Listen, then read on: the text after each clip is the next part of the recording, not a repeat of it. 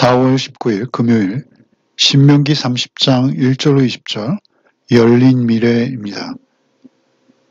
이 30장의 1절로 10절 내용을 보면 마치 모세가 앞으로 이스라엘이 당하게 될 그 역사, 그들이 포로로 끌려가게 될 그 사실에 대해서 마치 눈앞에 보고 예견하듯이 그렇게 말씀을 전하고 있습니다.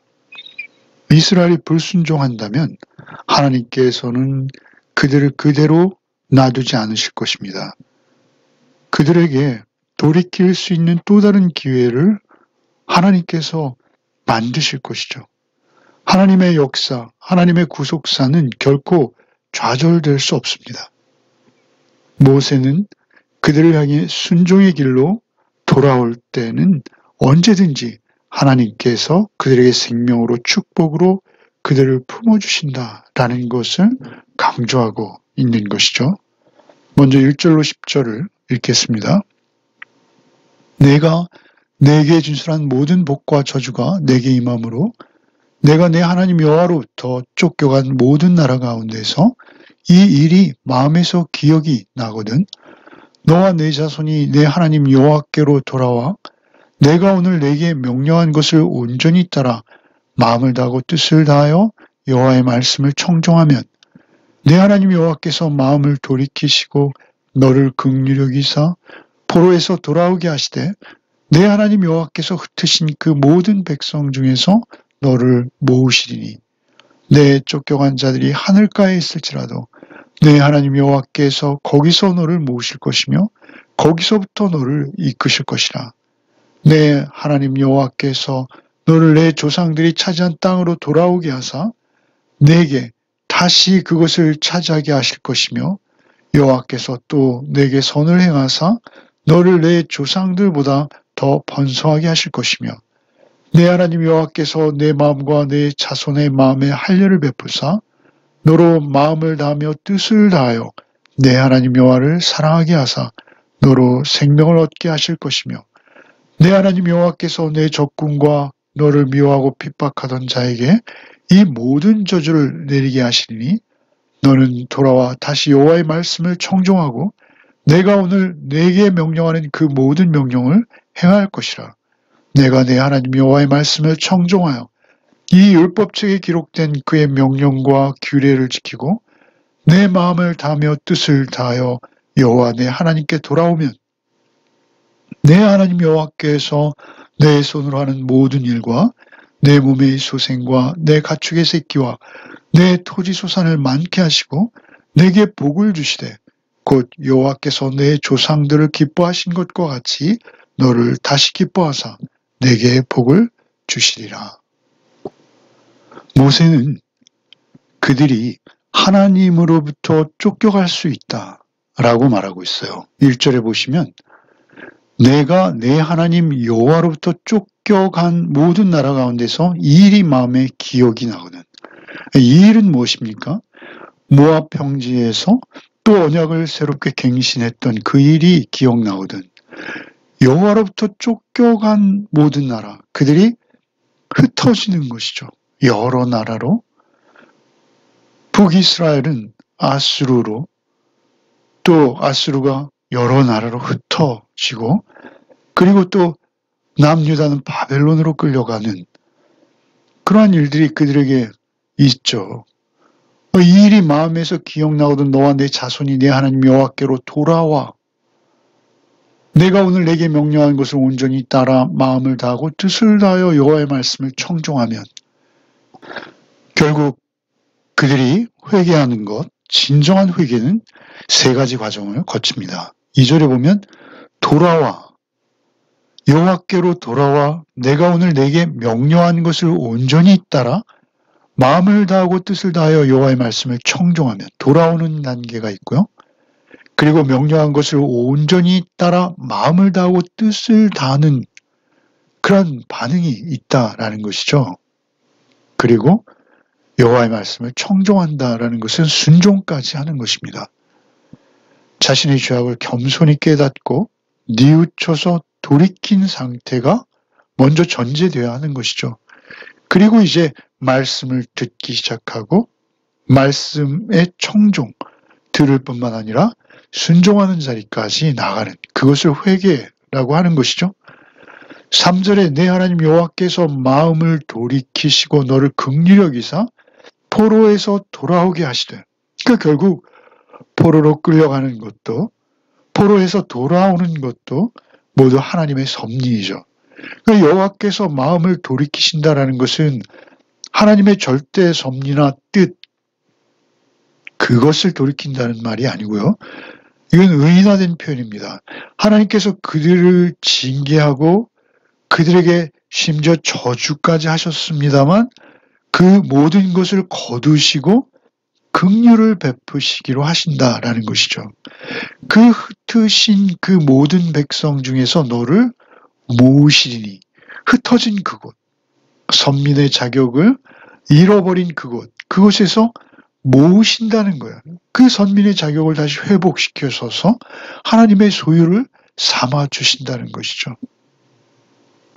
4절에 내 쫓겨간 자들이 하늘가에 있을지라도, 하늘가에 있다라는 것은 아무리 먼 곳으로 끌려갔을지라도, 결국 훗날 느헤미야가 포로지에서 정확히 이 말씀을 붙들고 기도하죠. 느헤미야 1장 8절로 9절을 제가 읽겠습니다. 옛적에 주께서 주의 종 모세에게 명령하여 이르시되 만일 너희가 범죄하면 내가 너희를 여러 나라 가운데 흩을 것이요 만일 내게로 돌아와 내 계명을 지켜 행하면 너희 쫓긴 자가 하늘 끝에 있을지라도 내가 거기서부터 그들을 모아 내 이름을 두려고 택한 곳에 돌아오게 하리라 하신 말씀을 이제 청하건대 기억하옵소서. 느헤미야 1장 8절로 9절 말씀이죠. 그들이 정확히 그 흩어진 곳에서 이 말씀을 붙들고 기도하는 것을 볼 수 있습니다. 그 바벨론일지라도, 그 하늘 끝일지라도 하나님께서는 그들을 다시 돌이켜 주신다, 모으신다라는 것이죠. 사실 하나님의 심판이 이스라엘 가운데 여러 번 있었습니다.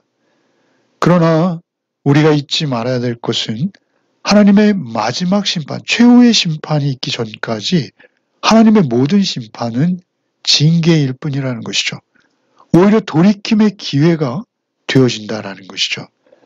너를 모아 이끈다. 5절에 내 하나님 여호와께서 너를 내 조상들이 차지한 땅으로 돌아오게 하사 내게 다시 그것을 차지하게 하실 것이며 여호와께서 또 내게 선을 행하사 너를 내 조상들보다 더 번성하게 하실 것이며 땅으로 돌아오게 하시고 또 내 조상들보다 더 번성하게 하신다.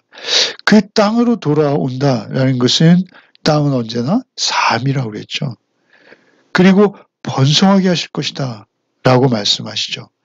이스라엘은 좁은 땅입니다. 그런데 내 조상들보다 더 번성하게 하실 것이다. 그래서 많은 주석가들은 이것은 영적 이스라엘이다 라고 설명하고 있습니다. 이어지는 6절의 마음의 할례를 볼 때도 이것은 영적인 해석이 필요한 것이죠. 6절에 내 하나님 여호와께서 내 마음과 내 자손의 마음의 할례를 베푸사 너로 마음을 다하며 뜻을 다하여 내 하나님 여호와를 사랑하게 하사 너로 생명을 얻게 하실 것이며, 그러니까 그들에게 더욱 중요한 것은 마음인 것이죠. 마음이라는 단어가 3번이나 6절에 한 절 안에 3번 등장하고 있어요. 내 마음과 내 자손의 마음에 할례를 베푸사 너로 마음을 다하며 뜻을 다하여 내 하나님 여호와를 사랑하게 하시는 것이죠. 하나님께서 여호와를 사랑하게 하세요. 마음의 할례를 베푸시는 분 하나님이시고 또한 그들을 돌이키사 여호와를 사랑하게 하시는 것이죠. 할례는 무엇입니까? 하나님과의 언약 관계를 나타내는 몸에 있는 어떤 상징이요 징표이죠. 그런데 오늘 본문의 몸의 할례가 아닌 마음의 할례를 말씀하세요. 예레미야나 에스겔 선지자의 예언에 새 언약, 새 마음을 부으사 성령으로 새롭게 하심. 그것이 마음의 할례죠. 메시아, 곧 그리스도께서 이루실 성령의 내주로 완성되어지는 새 생명을 말씀하시는 것입니다. 내 하나님 여호와를 사랑하는 것이 새 생명이에요. 내 하나님 여호와를 사랑하게 하사 너로 생명을 얻게 하실 것이며 마음의 할례가 있음으로 여호와를 사랑하게 되고 여호와를 사랑함으로 생명을 얻게 되는 것이죠. 이것은 여호와의 음성에 순종하여 하나님의 말씀을 청종하는 상태와 관련되는 것이죠. 7절에 내 하나님 여호와께서 내 적군과 너를 미워하고 핍박하던 자에게 이 모든 저주를 내리게 하시니 오히려 적군들, 이스라엘을 괴롭히던 그들은 그저 하나님이 사용하시는 막대기이고 회초리라는 것입니다. 그래서 그들은 그저 하나님께서 쓰시다가 그렇게 그들을 오히려 저주하신다는 것이죠. 그리고 너희는 돌아오게 8절에 너희는 돌아와서 다시 여호와의 말씀을 청종하게 하겠다. 9절로 10절에 내가 내 하나님 여호와의 말씀을 청종하여 이 율법에 기록된 그 명령과 규례를 지키고 내 마음을 다하고 뜻을 다하여 여호와께 돌아오면 여호와께서 10절에 내게 복을 주시되 내 조상들을 기뻐하신 것 같이 너를 다시 기뻐하사 내게 복을 주시리라. 복을 주시되 복을 주시리라. 마치 그 신약에 돌아온 탕자를 품어주시는 하나님 같은 것이죠. 오히려 그들을 심판하신 이유는 그들의 회복까지를 바라보시고 또 그렇게 섭리하실 작전과 계획 속에서 그들을 교훈하시는 것이죠. 결국 그들은 포로로 끌려갈 수 있으나 하나님께서는 다시 또 그들에게 돌아오시고 그들도 또한 하나님께 돌이키는 그러한 모습으로 섭리하게 하셔서 하나님께서 결국 그들의 회개와 하나님의 돌아섬을 통해 그들에게 더 큰 복으로 함께 하시겠다. 얼마나 자비로우신지요. 그게 하나님의 본성이요 하나님의 성품이라는 말씀이죠. 그리고 이제 11절부터 읽겠습니다. 내가 오늘 내게 명령한 이 명령은 내게 어려운 것도 아니요 먼 것도 아니라 하늘에 있는 것이 아니니 내가 이르기를 누가 우리를 위하여 하늘에 올라가 그의 명령을 우리에게 가지고 와서 우리에게 들려 행하게 하랴 할 것이 아니요 이것이 바다 밖에 있는 것이 아니니 내가 이르기를 누가 우리를 위하여 바다를 건너가서 그의 명령을 우리에게로 가지고 와서 우리에게 들려 행하게 하려 할 것도 아니니라. 오직 그 말씀이 내게 매우 가까워서 내 입에 있으며 내 마음에 있은즉 내가 이를 행할 수 있느니라. 보라 내가 오늘 생명과 복과 사망과 화를 내 앞에 두었나니 곧 내가 오늘 내게 명령하여 내 하나님 여호와를 사랑하고 그 모든 길로 행하며 그의 명령과 규례와 법도를 지키라 하는 것이라. 그리하면 내가 생존하며 번성할 것이요 또 내 하나님 여호와께서 내가 가서 차지할 땅에서 내게 복을 주실 것임이니라. 그러나 내가 만일 마음을 돌이켜 듣지 아니하고 유혹을 받아 다른 신에게 절하고 그를 섬기면 내가 오늘 너에게 선언하노니 너희가 반드시 망할 것이라. 너희가 요단을 건너가서 차지할 땅에서 너희의 날이 길지 못할 것이니라. 내가 오늘 하늘과 땅을 불러 너에게 증거를 삼노라. 내가 생명과 사망과 복과 저주를 내 앞에 두었은즉 너와 내 자손이 살기 위하여 생명을 택하고 내 하나님 여호와를 사랑하고 그의 말씀을 청종하며 또 그를 의지하라. 그는 내 생명이시요 내 장수이시니 여호와께서 내 조상 아브라함과 이삭과 야곱에게 주리라고 맹세하신 땅에 내가 거주하리라. 특별히 11절로 14절 말씀이요. 하늘에 있는 것, 하나님의 말씀이 먼데 있는 것 아니다. 하늘에 있는 것 아니다. 누가 하늘에서 가져오려 걱정할 필요 없다. 13절에 바다 밖에 있는 것도 아니다. 하나님의 말씀은 그렇게 멀리 어려운 그런 게 아니고 14절에 오직 그 말씀이 내게 매우 가까워서 내 입에 있으며 내 마음에 있은즉 내가 이를 행할 수 있느니라. 하나님의 말씀은 입과 마음에 있다는 거예요. 이것은 무엇입니까? 격려하시는 것이죠. 너희가 지킬 수 있다는 것이다. 너희가 어렵지 않다는 것입니다. 하나님의 말씀이 너에게 가까이 있다는 것입니다. 그들의 삶 속에 있다는 거예요, 그냥. 하나님의 말씀이 항상 그들의 마음속에 새겨져 있어서 일상생활 속에서 이야기되고 있다라는 것이죠. 바울사도께서는 심령 골수를 찔러 쪼갠다 하시죠, 하나님 말씀이. 실제 삶에서 능력이 되는 말씀. 성령님과 말씀은 함께 일하시죠. 우리의 마음을 찔러 쪼개며 마음의 할례를 받은 이들처럼 우리가 그 말씀으로 날마다 새로움을 입는 것이죠. 말씀이 얼마나 맛있고 좋기에 다윗은 시편을 통해서 꿀과 송이꿀보다 말씀이 더 달다 하지 않습니까? 생활 속에서 그렇게 말씀이 체험되어지는 것이죠. 요한복음 1장 14절이죠. 예수께서 뭐라 하십니까? 말씀이 육신이 되어 우리 가운데 거하심에 우리가 그 영광을 보니 아버지의 독생자 영광에 우리의 진리가 충만하더라. 예수께서 보혜사 성령으로 우리를 성전 삼아 우리 가운데 거하시는 것, 그것이 말씀으로 거하시는 거예요. 존재 방식이 말씀이라는 것입니다.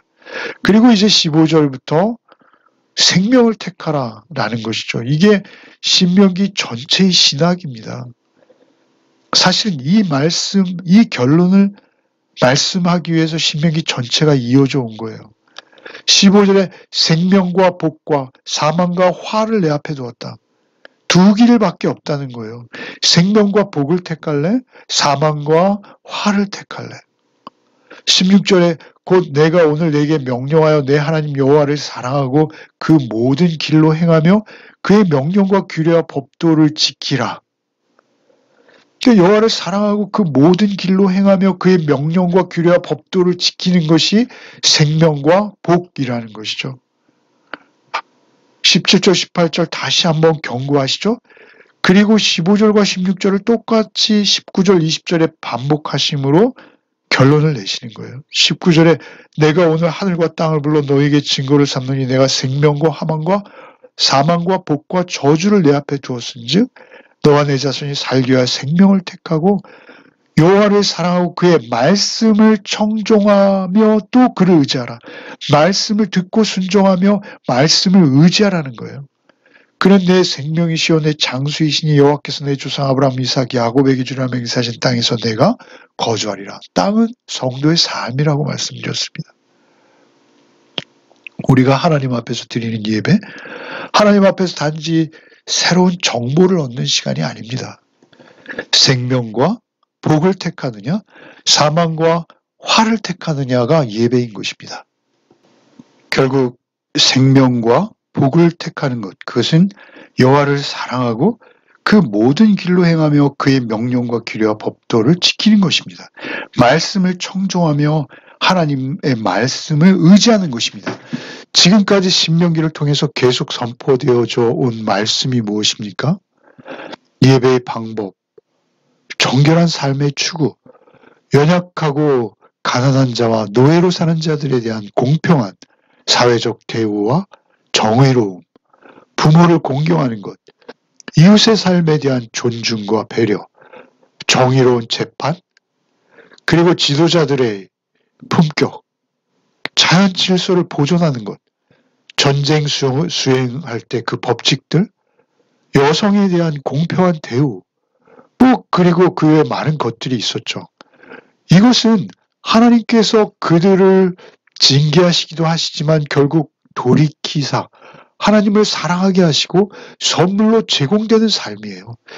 그래서 이렇게 살아라라고 선물로 제공해 주셨는데 그 선물을 받는 사람들이 그것을 듣고 그것을 성취하기 위해서 노력하지 않는다면 그것은 하나님의 백성이요 하나님의 사람일 수 없는 것이죠. 그래서 우리가 예수를 믿는다는 것은 무엇입니까?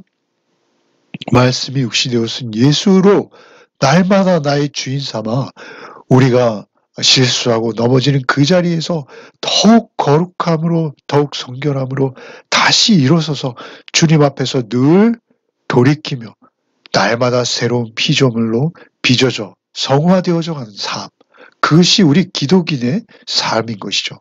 오늘 하루도 오직 주 안에서 성령의 인도하심 따라 말씀을 청종하며 순종하는 삶을 살아내는 하루가 되시기를 바랍니다. 기도하시겠습니다. 주님 감사합니다. 우리에게 찾아오셔서 우리에게 은혜 주시고 하나님의 음성을 듣게 하심이 참으로 감사합니다. 오늘 하루를 살아갈 때도 오직 성령님 도와주셔서 하나님의 음성을 듣고 들은 대로 순종하는 마음으로 하루를 주님의 말씀 앞에 살아내는 복이 있게 하여 주옵소서. 예수 그리스도 이름 받들어 기도하옵나이다. 아멘.